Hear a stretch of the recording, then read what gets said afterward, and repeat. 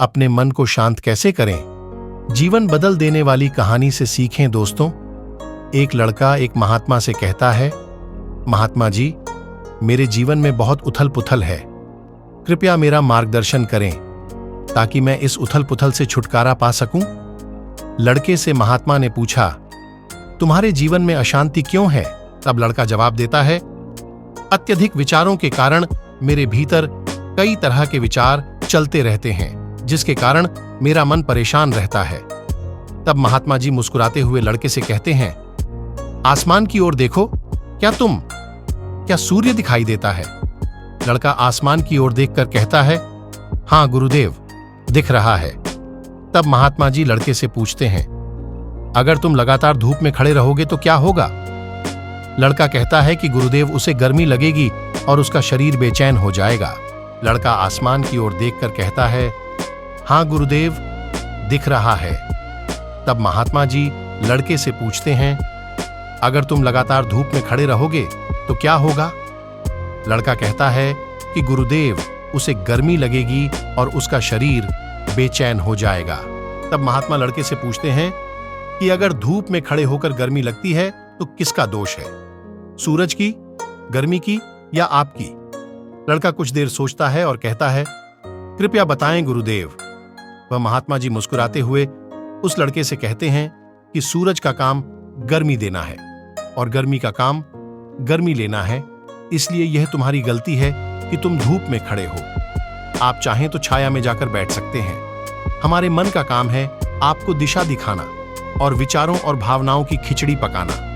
अब आप उस दिशा में आगे बढ़ना चाहेंगे या नहीं, ये सिर्फ आपके हाथ में है। आपने अपने मन पर कोई काम नहीं किया है, लेकिन फिर भी वह शांत हो रहा है। इसलिए पहला उपाय तो यही है कि हर काम शरीर के आयामों के प्रति सचेत रहकर किया जाए, और दूसरा उपाय है अपने भीतर की ध्वनि को सुने। तब लड़का महात्मा जी से पूछता है कि गुरुदेव, अपनी अंतरात्मा की आवाज कैसे सुननी चाहिए? तब महात्मा जी उससे कहते हैं, किसी शांत जगह पर जाओ जहां कोई शोर न हो और अपनी आंखें बंद कर लो और अपने अंदर की आवाज को सुनने की कोशिश करो। आश्चर्य की बात तो यह है कि वह आवाज कभी बंद नहीं होती और वह हमेशा जीवित रहता है। फिर लड़का पूछता है, तो फिर मुझे वो धुन अब भी और इसी वक्त क्यों नहीं सुनाई दे रही? वे महात्मा कहते हैं कि बाहर के शोर के कारण तुम इसे सुन नहीं पाते। यदि आप अपनी आंतरिक आवाज को सुनना चाहते हैं तो क्या? तो अपने दोनों हाथों से अपने कानों को बंद करके सुनो। तुम देखोगे कि बिना किसी यंत्र के यह सुर बज रहा है। जब तुम इसे सुनोगे तो तुम्हारा मन और हृदय दुखी हो जाएगा और तुम्हारा मन शांत हो जाएगा। एक बात हमेशा याद रखें कि दिमाग तभी सबसे ज्यादा सक्रिय होता है जब उसे आपसे ऊर्जा मिलती है।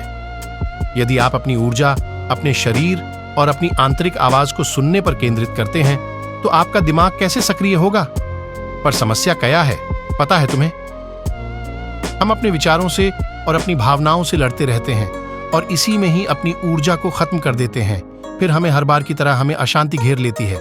इसीलिए अपने मन को शांत करने के लिए ये दो काम करें। पहला उपाय है अपने मन के आयाम से हटकर अपने शरीर के आयाम पर आना, और दूसरा उपाय है अपने भीतर की आवाज को सुनना। दोस्तों, वह लड़का तो महात्मा की बात समझ गया, लेकिन क्या आपको समझ आया? कृपया हमें नीचे कमेंट बॉक्स में कमेंट करके बताएं। प्रिय, आज की यह कहानी कैसी लगी और इस कहानी से आपको और क्या सिखाया गया भी कमेंट करके हमें बताएं। साथ ही अगर आपको यह कहानी पसंद आई होगी और यह आपके लिए उपयोगी होगी तो इसे अपने दोस्तों से अवश्य बताएं।